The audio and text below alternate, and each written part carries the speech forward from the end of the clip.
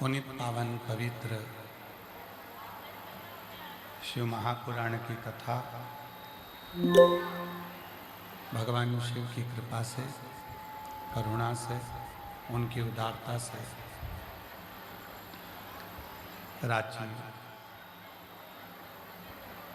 झारखंड की ये पवित्र पावन भूमि, जिस भूमि पर स्वयं देवाधिदेव महादेव बाबा वैद्यनाथ जी के रूप में विराजमान है, ऐसी झारखंड की पवित्र भूमि को नमन करते हुए भगवान शिव की ये पवित्र पावन कथा जो रांची झारखंड की इस पवित्र धरा पर चल रही है, आज उस कथा का तृतीय दिवस है। भगवान शिव की पवित्र पावन आनंदमय ये पवित्र कथा के मंडप में विराजमान पूर्व मुख्यमंत्री नेता प्रतिपक्ष श्री झारखंड से श्री बाबूलाल मरंडी जी, श्री आदित्य साहू जी प्रदेश अध्यक्ष भाजपा सरकार से एक बार जोरदार ताली बजाकर इन सभी के लिए साधुता, जो इस पवित्र पावन शिव महापुराण की कथा में आप आए और भगवान शिव की ये पवित्र कथा श्रवण करने के लिए विराजित हुए। कथा के मुख्य आयोजक, कथा के मुख्य आयोजनकर्ता, थोड़ा अंदर का रिटर्न बढ़ाओ, बाहर का भी थोड़ा प्रेशर बढ़ाओ, अंदर और बाहर दोनों का बढ़ाओ। बाकी की सेटिंग ठीक है, थोड़ा अंदर का बढ़ाइए, ये बक्से नहीं चल रहे हैं शायद, और बाहर का बढ़ा दीजिए।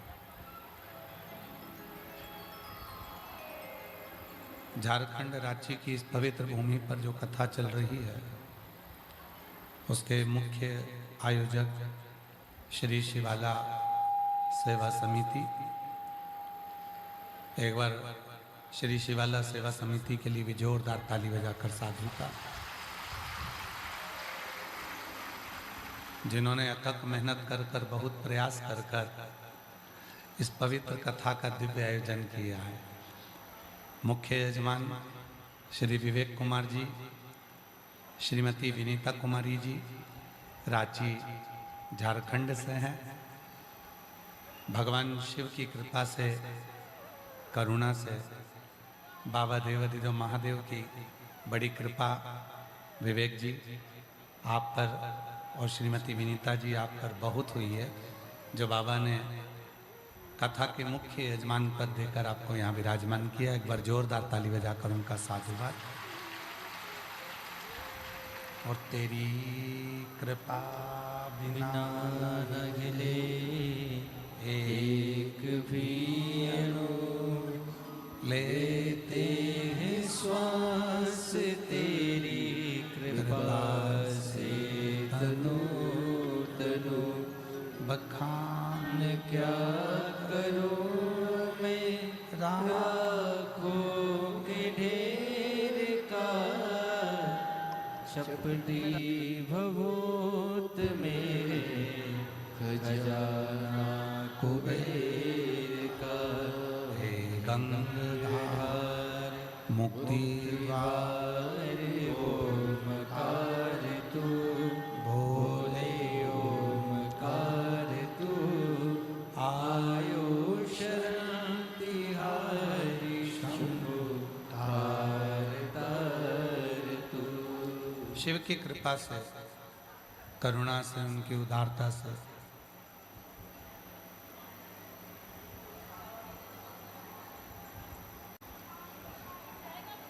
रांची की ये पवित्र पावन भूमि जहाँ भगवान शिव को प्राप्त करने के लिए, भगवान शिव को अपने भीतर विराजमान करने के लिए आप और हम यहाँ आए हैं।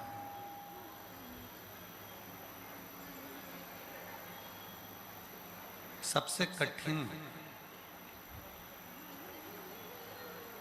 अगर कुछ है तो भगवान में अपने दिल को लगाना, अपने मन को लगाना।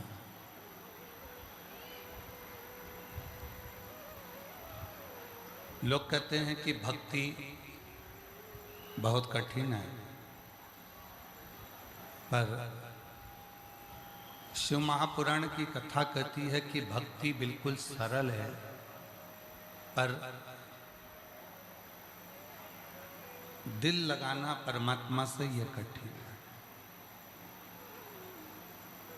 भक्ति में कठिनता नहीं है, कठिनता है अपने मन को, अपने चित्त को, अपने हृदय को भगवान में लगाना। कठिनता है परमात्मा को अपने हृदय में बिठाना। कठिनता है बाहर का भी बढ़ाओ, अंदर का भी बढ़ाओ।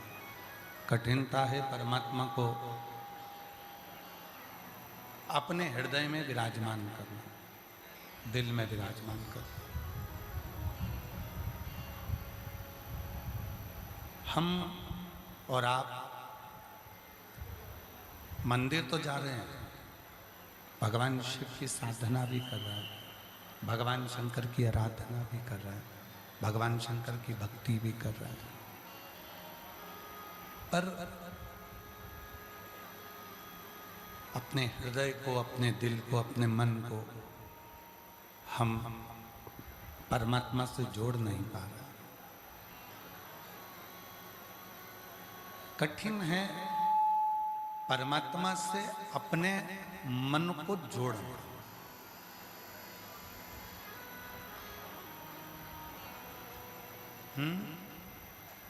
आवाज नहीं आ रही बेटा, प्रेशर खोलो, अंदर भी प्रेशर नहीं आ रहा, प्रेशर नहीं आ रहा है, आवाज सुनाई नहीं दे रही। इस मन को, इस चित्त को, इस हृदय को परमात्मा से जोड़ना ये बहुत कठिन है।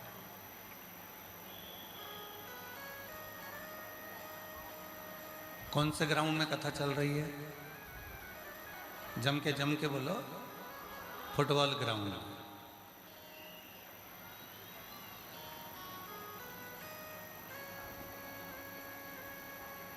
एक गेंद, उसे सब लात मार रहे हैं, इधर वाले भी उसको लात मार रहे हैं, उधर वाले भी उसको लात मार रहे हैं, और वो गेंद उचक भी बहुत रही है।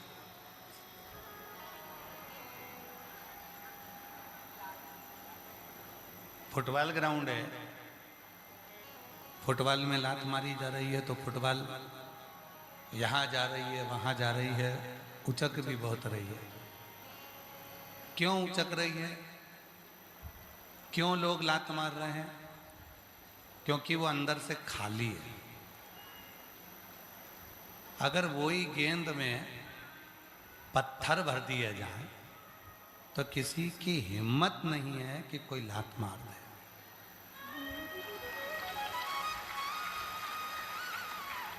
गेंद खाली है, इसलिए उसको लात मारी जा रही है, और जब उसमें कुछ भरा गया तो किसी की हिम्मत नहीं है कि कोई उसको उछाल दे, लात मार दे। फिर तो व्यक्ति की लात ही, पांव ही टूट जाना है, पर वो गेंद उचकना नहीं, उछलना नहीं। वो गेंद उछलेगी नहीं, वो गेंद बहुत दूर तक जाएगी नहीं, क्योंकि उसके अंदर कुछ भर गया है। शिव महापुराण की कथा भी ये कहती है, जब तक तुम खाली हो तब तक दुनिया तुमको उछालती रहेगी, अपशब्द कहती रहेगी, ताना देती रहेगी, गाली देती रहेगी, कोसती रहेगी, आड़ा टेढ़ा बोलती रहेगी। और जिस दिन तुमने अपने अंदर शिव को भर लिया, फिर दुनिया की सामर्थ्यता नहीं है कि कोई तुमको ठोकर लगा दे। फिर किसकी सामर्थ्यता होगी? कौन होगा? कौन ठोकर लगाएगा? किसकी सामर्थ्यता होगी? जो आपको ठोकर लगा दे। किसकी सामर्थ्यता होगी? जो आपको लात मार दे। फिर कोई सामर्थ्यता किसी की नहीं है कि कोई लात मारेगा, कि कोई तुमको ठोकर लगाएगा। ना कोई लात मार सकता है, ना कोई ठोकर लगा सकता है। कोई नहीं लगा पाएगा, बस उसको अंदर से भरना पड़ेगा। और इस मैदान में, फुटबॉल के इस ग्राउंड में, ना जाने कितनी टीमें हारी होंगी और कितनी टीमें जीती होंगी।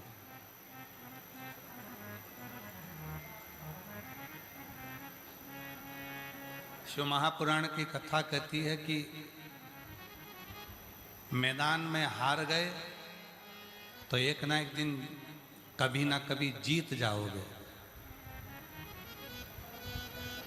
पर मन से हार गए तो जिंदगी में कभी जीत नहीं पाओगे।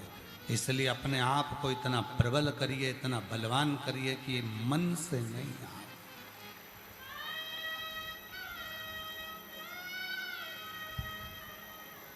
मन से मत हारो, मन को मजबूत रखिए, मन को प्रबल रखिए।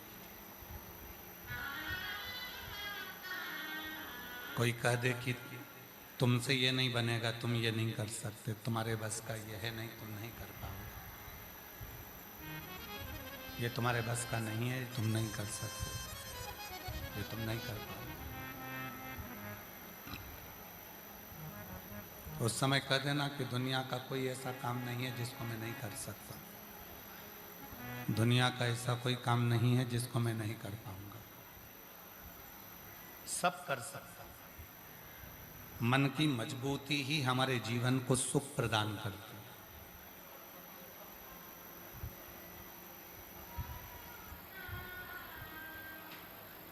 हारना नहीं है। कितना चल कर आयो, रोड पर गाड़ी लगाई है, पैदल पैदल पैदल पैदल चलते जा रहे हो। आज तक कोई ऐसा व्यक्ति नहीं है जिसने किसी के हाथ को प्रणाम किया हो। आज तक कोई ऐसा व्यक्ति नहीं है किसी ने किसी के सिर को प्रणाम किया हो। आज तक कोई ऐसा व्यक्ति नहीं है किसी ने किसी के कंधे को प्रणाम किया हो। आज तक कोई ऐसा व्यक्ति नहीं है किसी ने किसी के हृदय को प्रणाम किया हो। आज तक कोई ऐसा व्यक्ति नहीं है किसी ने उसके उदर को, पेट को प्रणाम किया। आज तक कोई ऐसा व्यक्ति नहीं है कि किसी के घुटने को प्रणाम किया। लोग प्रणाम करते हैं तो चरण को करते हैं, पाँव को करते हैं, पंजे को करते हैं। जो पंजे पृथ्वी पर रमे लगे हुए हैं, लोग उस पर अपना सिर रखते हैं, उसको प्रणाम करते हैं। लोग हाथ को कभी प्रणाम नहीं करते, सिर को कभी प्रणाम नहीं करते, नेत्रों को कभी प्रणाम नहीं करते। लोग अगर किसी को प्रणाम करते हैं तो उसके पाँव को प्रणाम करते हैं। क्यों करते हैं? क्योंकि वही पाँव हैं जो व्यक्ति को मंजिल तक लेकर जा सकते हैं। ये पाँव हैं जो तुम्हें कथा तक लेकर आ सकते हैं। ये पाँव हैं जो तुम्हें चलाकर शिव के धाम तक लेकर जा सकते हैं। और यही पाँव हैं जिनको चलकर तुम अपने जीवन की ऐसी कोई मंजिल नहीं, ऐसा कोई लक्ष्य नहीं जहां तक तुम पहुंच नहीं। पूजन, शिव आराधना, शिव साधना, शिव मंत्र, शिव की उपासना दो तरह से लोग करते हैं। एक पूजन होती है दिखाने की, एक मंत्र जपा जाता है दिखाने को, एक साधना होती है दिखावे की, और दूसरी साधना होती है भगवान को रिझाने की। विवेक जी, हम रांची के, झारखंड के इस सभी शिव भक्तों को बहुत साधुवाद देते हैं और साथ में आपको भी साधुवाद देते हैं और शिवाला सेवा समिति को भी साधुवाद देते हैं। हमें खुशी है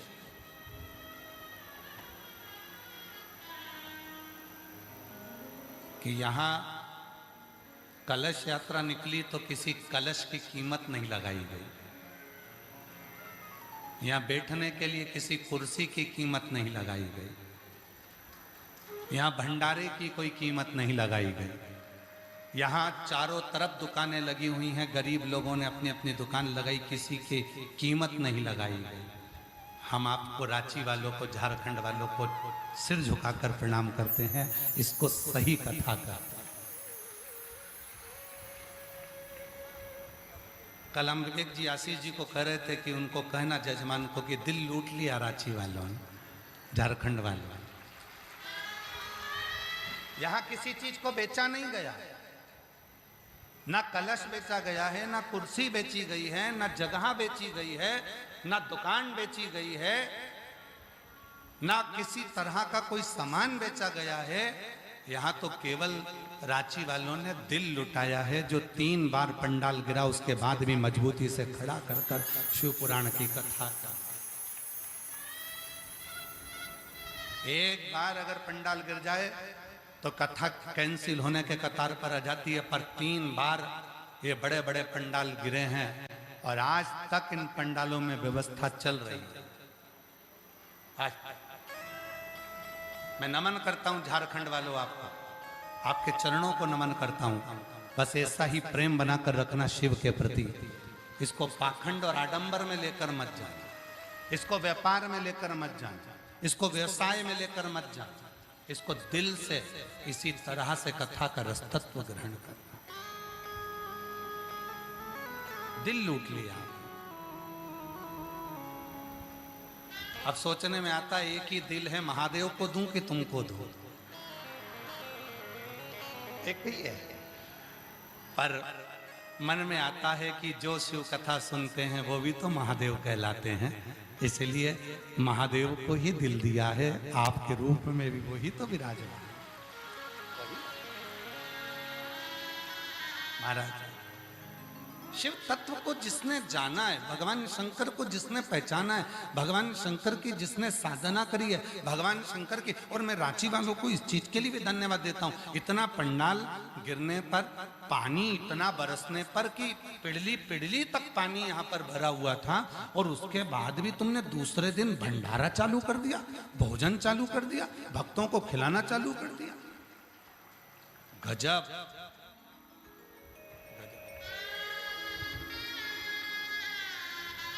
नजर उतर वाले ना घर जाके सभी साधुता है आपका, स्नेह है आपका।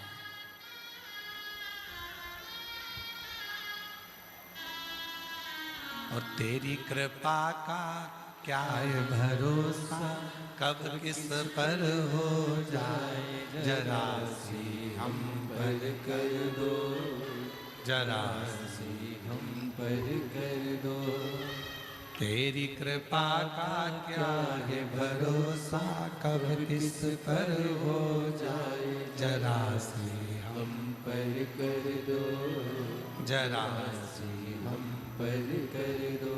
जिस पर भी हो गई तेरी कृपा करुणा, ओ भव पार हुआ, भव पार हुआ। पापी हो चाहे जितना, उसका भी बाबा उद्धार हुआ, उद्धार हुआ।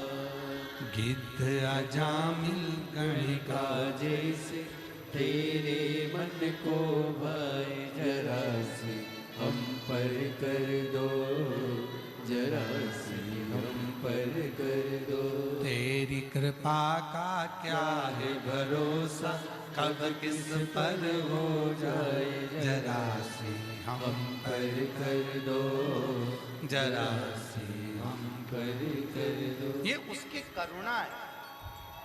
और जितने शिव महापुराण की कथा में आए हो, आप बाबा को धन्यवाद देना कि वो तुमको यहाँ लाकर बिठाए हैं।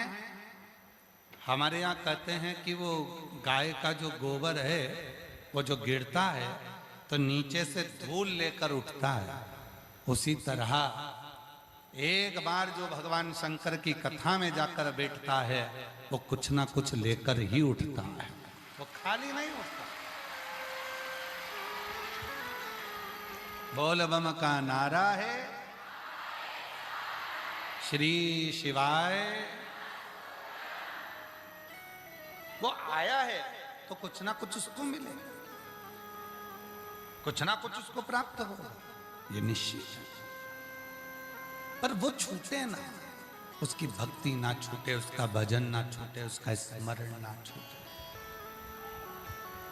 उसका कीर्तन ना छूटे, उसका मंत्र जाप ना छूटे, उसका नाम जाप ना छूटे, उसका स्मरण ना छूटे।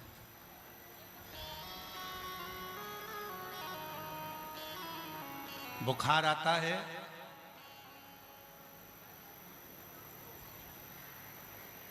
पेट दुखता है, सिर दुखता है, शरीर में रोग आता है, सबसे पहले भगवान का मंदिर छूटता है।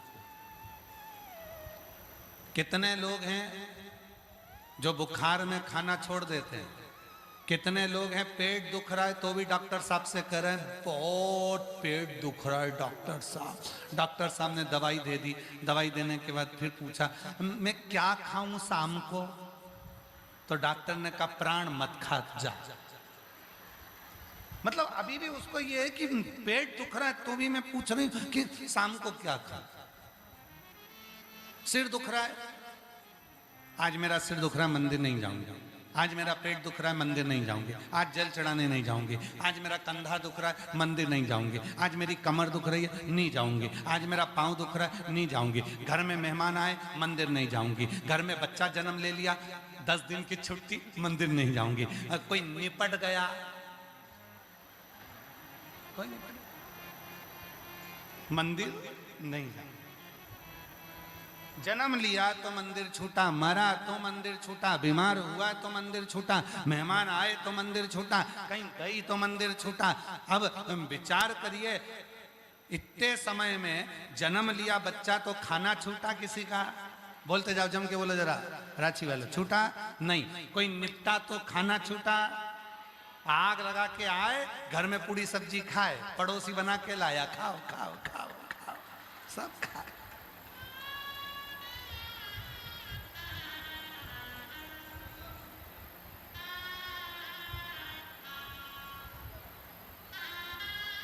और जो निपट के गया वो फोटो टंगा इतना बड़ा नीचे रखा, गोबर लीप के इतना बड़ा कंडा जलाया, कंडा गोईठा इतना बड़ा गोईठा जलाया और जला के और उसको रख दिया। और वो जो व्यक्ति मरा उसको होटल का रोज पसंद था, भोजन रोज पसंद था, अब क्या खिला रहे हैं, गुड़ और घी, शक्कर और घी दोनों मिला के गोईठा पे छोड़ के,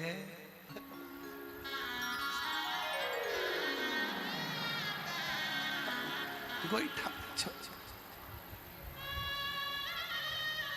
जन्म लिया बच्चा तो भोजन नहीं छूटा, कोई गया तो भोजन नहीं छूटा। जरा विचार करो, कथा कितने दिन की है, 7 दिन। ब्रज में जो गोवर्धन पर्वत है जिसकी लोग परिक्रमा करते हैं वो कितने कोस का है, 7 कोस। भगवान कृष्ण ने उस पर्वत को कितने दिन तक उठाया था, 7 दिन। भगवान कृष्ण ने जब पर्वत उठाया था तो उनकी उम्र कितनी थी, 7 वर्ष। दिन कितने होते हैं, रविवार सोमवार मंगल बुध गुरु शुक्र और शनि, कितने, 7। आपका और हमारा जन्म कितने दिन में हुआ, 7 दिन में। कोई रविवार को, कोई सोमवार को, कोई मंगल को, कोई बुध को, इन्हीं 7 दिन में सब पैदा हुए। मरोगे कितने दिन में, यही 7। शिव पुराण कितने दिन की, 7। और वही 7 दिन जीवन के मिले हैं। रविवार को जन्म हुआ, सोमवार को बड़े हुए, मंगलवार को ब्याह हुआ, बुधवार को बच्चे हुए, गुरुवार को बीमार पड़े, शुक्रवार को हॉस्पिटल गए, शनिवार को निपट गए। 7 दिन पूरे हो गए। 7 दिन ऐसी।